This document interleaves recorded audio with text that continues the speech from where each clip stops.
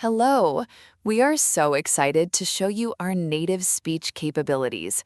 Welcome back to the English journey. Today, we are discussing a global obsession that warms our hands and wakes up our minds. Why do we love coffee so much? My name is Anna, and I am here to guide you through the language and the culture behind this incredible drink. And I am Abel. I'm so glad to be here with you, Anna. Whether it's the morning energy, the taste, or the social aspect, coffee seems to be everywhere. Today we want to talk about why we have such a strong connection to this drink, and how to talk about it in fluent, natural English. That is a perfect way to introduce today's topic, Abel. And I want to start with something that I think most people do not immediately think about when they think about coffee. It's not the taste, it's the smell, the aroma. Before you even take one sip, your nose has already told your brain something important is happening. Oh, that is so true.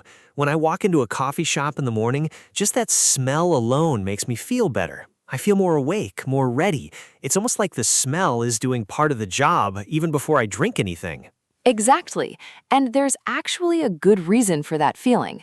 Our sense of smell is very directly connected to the part of the brain that processes emotions and memory. It's one of the most powerful connections in the human body. When you smell coffee, your brain is not just detecting a nice scent, it's also pulling up memories. Maybe a memory of your mother making coffee in the kitchen when you were young, or a memory of a cozy cafe you visited on a trip. The smell is a trigger. That word trigger is interesting. What does it mean in this context, Anna? Great question. A trigger is something that causes another thing to happen automatically. So in this case, the smell of coffee triggers a feeling of comfort or readiness or happiness. You don't have to think about it, it just happens. And this is one reason why coffee is so powerful, even before you drink it. The aroma alone can shift your mood. And I think we can use aroma instead of just saying smell, right? It sounds more refined. Yes, absolutely.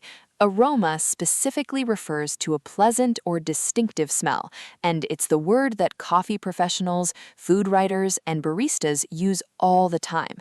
A barista, by the way, is the trained person who prepares and serves coffee in a cafe. So you might say, the aroma of freshly ground coffee filled the room, or I love the rich aroma of a dark roast in the morning. These are very natural, fluent ways to describe that experience. Freshly ground. That's another interesting phrase. Can you explain what ground means in the context of coffee? Of course, coffee starts as a bean. It's a small, hard seed that grows inside a red or yellow fruit called a coffee cherry. After the beans are harvested and processed, they are roasted to develop their flavor.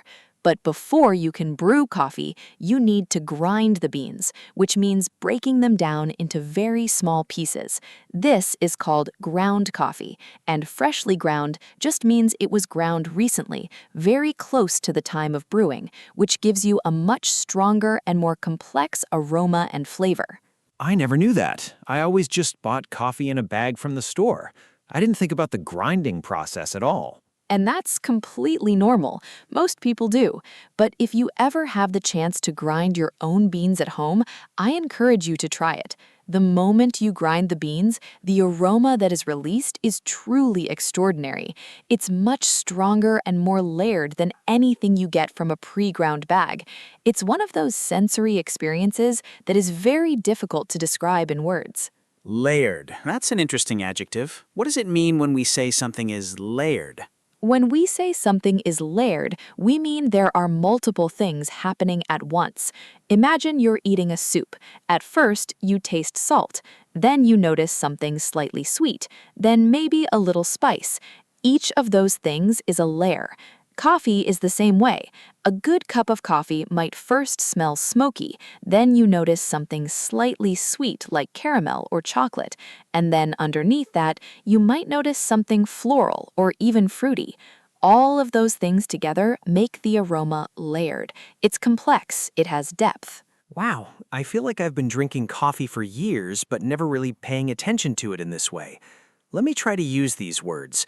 The aroma of my morning coffee is rich, layered, and slightly smoky. Is that good? That's excellent, Abel. That sentence is completely natural and you used the vocabulary perfectly. And that brings us very nicely to our next point, which is the morning ritual. Because for most coffee drinkers, it's not just about the drink itself, it's about the whole routine around it. Right. I've heard people say things like, I need my morning coffee, almost like they can't function without it. Is that just about the caffeine, or is there something more going on? It's both, actually. The caffeine is a real physiological factor, and we'll talk about the science of that in a moment. But the ritual itself has enormous psychological power, and I think that part is often underestimated. Let me explain what I mean. A ritual is a series of actions that you perform in the same way at the same time repeatedly, and rituals give us a sense of control, predictability, and comfort. So making coffee is not just making a drink, it's sending a message to your brain. Precisely.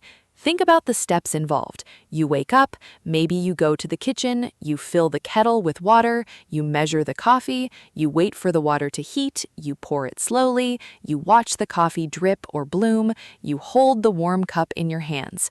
Each one of those steps is part of a sequence, and that sequence tells your brain the day has officially begun, we are ready. It's what psychologists call a psychological anchor. An anchor is something that holds a ship in place, and your morning coffee ritual holds your mental state in a stable, ready position. That's a beautiful way to explain it. I actually do something like this. Every morning, I make a cup of coffee and I sit by the window for about 10 minutes before I look at my phone. It's my quiet time, my transition time. That's a perfect example of a ritual, and the word transition is very useful here. A transition is the process of moving from one state to another. So your morning coffee is the transition between sleep and your active day, between rest and work. And research in psychology suggests that these kinds of intentional transitions help people feel less anxious, more focused, and more in control. The coffee is almost functioning as a ceremony. A ceremony. I love that word. So we might say, my morning coffee is my personal ceremony. Yes, and that is a very expressive, meaningful sentence. It tells the listener not just what you do, but why it matters to you. And that kind of expressive, emotionally rich language is what takes your English from functional to fluent. When you can talk about why something matters, not just what it is, that is a sign of strong communication skills. That makes me think about the social side of coffee.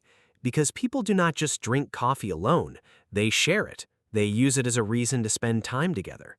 Absolutely. And this is one of coffee's most fascinating roles in modern culture. Think about this expression, let us grab a coffee. It is one of the most common social invitations in the English-speaking world. And what makes it so powerful as an invitation is that it is low pressure. It's informal, it's short, and it's something almost everyone enjoys or at least feels comfortable participating in. Right. If someone says, let us grab a coffee, it feels very different from saying, let us have dinner. Dinner sounds like a big commitment. Coffee sounds easy and relaxed. Exactly. That is a very sharp observation. Dinner has a sense of formality, of planning, of obligation. Coffee is flexible. It can last 15 minutes or 3 hours, and both feel completely normal. That flexibility makes it the perfect social tool. You can use it for a first meeting, a casual catch-up with a friend, a work conversation, or even a first date. It fits almost every social situation. So how would a learner use this in conversation? Can you give some example sentences with this social context? Of course, you might say, we should catch up sometime. Let us grab a coffee. Or after a meeting, that was a great discussion. Do you want to continue over coffee? Or you might invite a new colleague by saying, I'm heading to the coffee shop around the corner. Would you like to join me? All of these are warm, friendly, and completely natural in a professional or casual English-speaking environment. Those are so useful. And I think the phrase catch up is really common too. To catch up means to talk about what has been happening in each other's lives, right? Exactly right. When two people haven't seen each other for a while, they want to catch up, meaning they want to share news and updates and reconnect. And coffee is the perfect setting for that because it's comfortable, it's warm, and it's familiar. There's something about holding a warm cup that makes people feel safe enough to open up and talk more honestly. That is interesting. The warmth of the cup itself contributes to the social experience. It does. And again, research supports this. Studies have shown that holding something physically warm actually makes people feel more emotionally warm and trusting toward others. So when you and a friend are both holding warm mugs of coffee, your brains are subtly receiving signals of warmth and comfort that make the conversation feel easier and more connected. That is remarkable. Coffee is doing so much more than we realize. It's not just a drink, it's a social tool, a psychological ritual, and a sensory experience all at once. You have summarized that beautifully, Abel. Now let's talk about the science behind the physical craving, because many people don't fully understand what caffeine is doing inside their body, and I think understanding it helps you appreciate why coffee has such a loyal following around the world. Yes, please explain this, because I know caffeine wakes you up, but I've never really understood how. So here's a simplified but accurate explanation. When you sleep, and also throughout the day, your body produces a chemical called adenosine. Adenosine builds up in your brain as the day goes on, and when it reaches a certain level, it connects to receptors in your brain and makes you feel sleepy and tired. This is a natural process. It's your body telling you it needs rest. Okay, so adenosine is basically the sleepiness chemical. That is a very good way to put it, yes. Now, what caffeine does is remarkable. Caffeine molecules have a very similar shape to adenosine molecules. So when you drink coffee, the caffeine travels to your brain and it sits in the same receptors that adenosine would normally occupy. It blocks those receptors. The adenosine is still there, building up, but it can't connect and send the sleepiness signal because caffeine is in the way. So caffeine doesn't actually give you energy, it just stops you from feeling tired. That's a huge difference.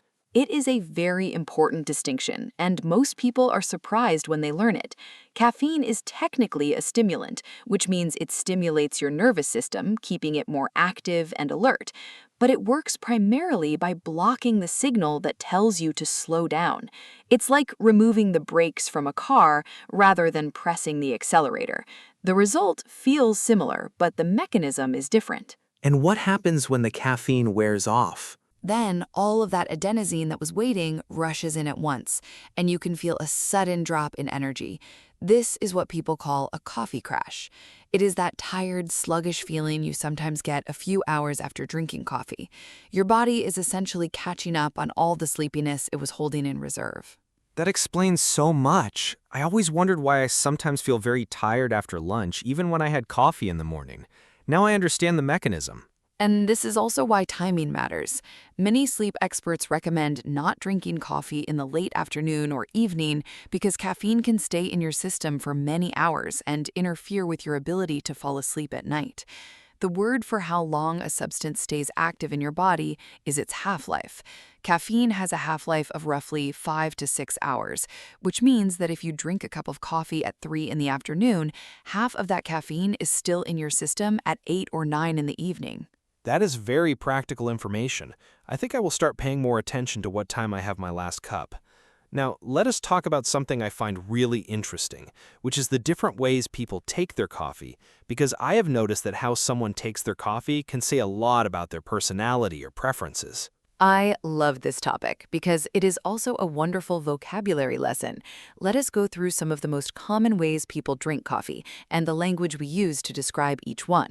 First, there's black coffee. This is coffee with absolutely nothing added. No milk, no sugar, no cream, just pure coffee and hot water. People who drink black coffee often say they want to taste the coffee itself without any interference. What words would someone use to describe black coffee? Great question. Black coffee is often described as bold, which means strong and confident in flavor. It can be bitter, meaning it has that sharp, slightly harsh quality that you feel at the back of your tongue. It can also be described as robust, which means full-bodied and powerful. Or if the coffee is very high quality, you might describe it as smooth, meaning the bitterness is balanced and pleasant rather than harsh. So a person might say, I prefer my coffee black because I love the bold, robust flavor. Perfect. That is a completely natural sentence. Now let us talk about coffee with milk. This is very common in many cultures. Adding milk softens the bitterness of the coffee and adds a creamy, slightly sweet quality. In a cafe, you might order a flat white, which is a small, strong coffee with a thin layer of smooth steamed milk, or a latte, which has a larger amount of steamed milk and a milder coffee flavor. Or a cappuccino, which has equal parts espresso, steamed milk, and milk foam on top. And milk foam is that light, airy, cloud-like layer of milk on top, right? Exactly. Foam is created by forcing air into warm milk using a steam wand. It creates a texture that is light and almost fluffy. When you drink a cappuccino, you often get that little cloud of foam on your top lip, which is part of the charming experience of drinking it. What about iced coffee? That seems to be very popular, especially among younger people and in warmer climates. Iced coffee is fascinating because it transforms the experience of coffee completely. Cold coffee has a different flavor profile than hot coffee. The cold temperature can actually mute some of the bitter notes and bring out sweeter, more chocolatey or caramel-like flavors.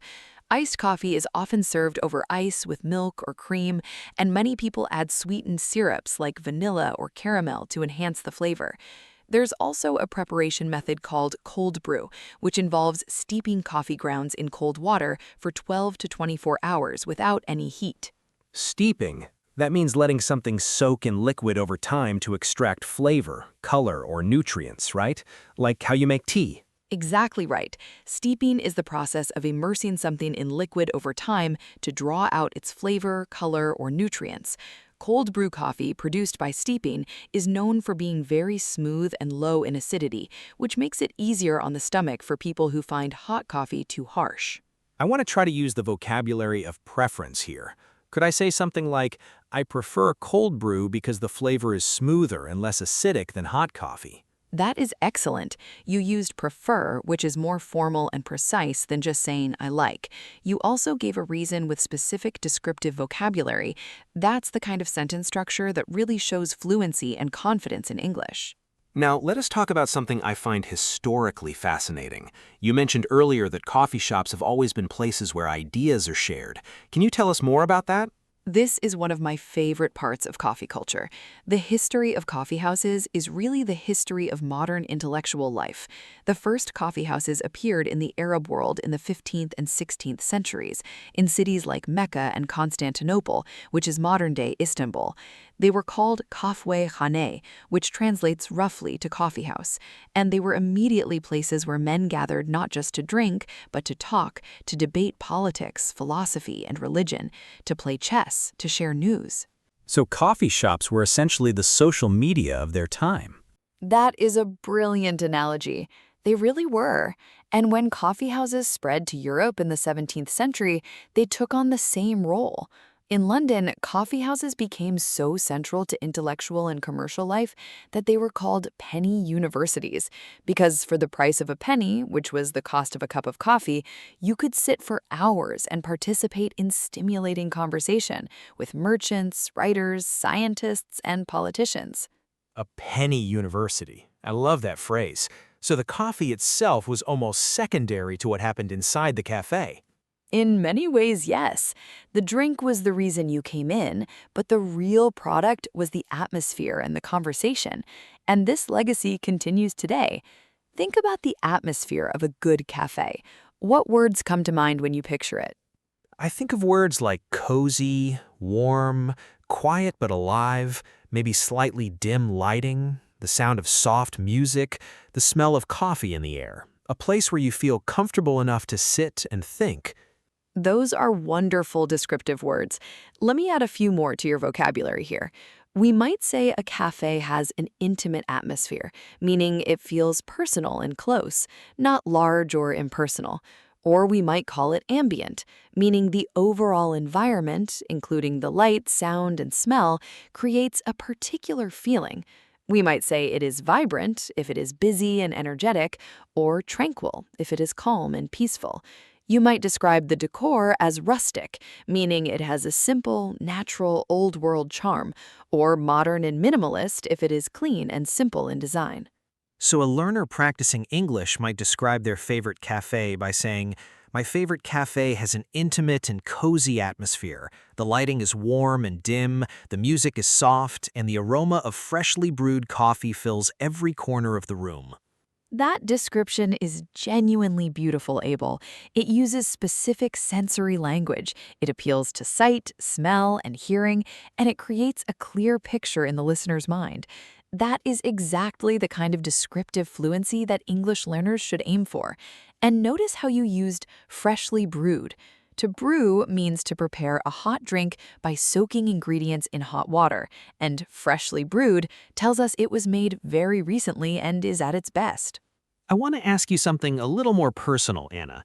When did coffee become important to you, and how did it connect with your experience with language and culture? I appreciate you asking that. I remember the first time I truly understood the cultural weight of coffee. I was studying abroad in Italy, and I noticed that Italians did not drink coffee the way I expected.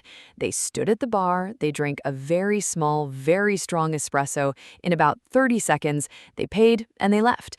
It was fast, but it was never rushed. There is a difference. The speed was part of the ritual. And when I stood at that bar with my small cup and looked around at all the other people doing exactly the same thing, I felt for the first time like I was participating in something much larger than a drink. I was participating in a culture. That story is so vivid, and it shows that coffee is not just a personal experience, it's a cultural conversation that you join when you understand the local customs. Beautifully said. And I think that is the deeper lesson here for language learners. When you learn to talk about something like coffee, when you can describe the aroma, explain your ritual, discuss the social invitation of let's grab a coffee, understand the science of caffeine, and describe the atmosphere of a cafe, you are not just learning words, you're learning to see the world through the lens of the English language and the cultures that speak it. And the more specific and sensory our language is, the more we can connect with other people, because everyone has a relationship with coffee, or at the very least with the ritual of a warm drink in the morning. It's universal. It is universal, and that universality is what makes it such a perfect topic for English conversation practice. You can use everything we talked about today in a real conversation with a native speaker tomorrow. You can describe how you take your coffee, whether you like it bold and black or smooth and creamy. You can talk about your morning ritual and the psychological comfort it gives you. You can invite someone for coffee and use it as a doorway to a deeper conversation. You can walk into a cafe, look around, and describe the atmosphere in rich, layered detail. I feel genuinely inspired to pay more attention the next time I make my morning coffee. Instead of just rushing through it, I want to notice the aroma as the water heats, feel the warmth of the cup, and take a moment to appreciate the ritual before my day begins. That kind of mindfulness, that deliberate attention to a simple daily experience, is also exactly how you grow your English vocabulary. When you pay attention to what you feel, smell, taste, and see, you naturally start searching for the words to describe it. And that search is the engine of language learning. So the lesson is not just about coffee, it's about using the small, everyday moments of life as opportunities to practice observation, description, and connection in English. That is the most important takeaway from today's conversation, and you have expressed it with remarkable clarity and fluency, which is proof that the practice itself is already working for you. Every cup of coffee is a tiny classroom, and every conversation about it is a chance to grow a little more fluent, a little more confident, and a little more connected to the world through the shared language of English.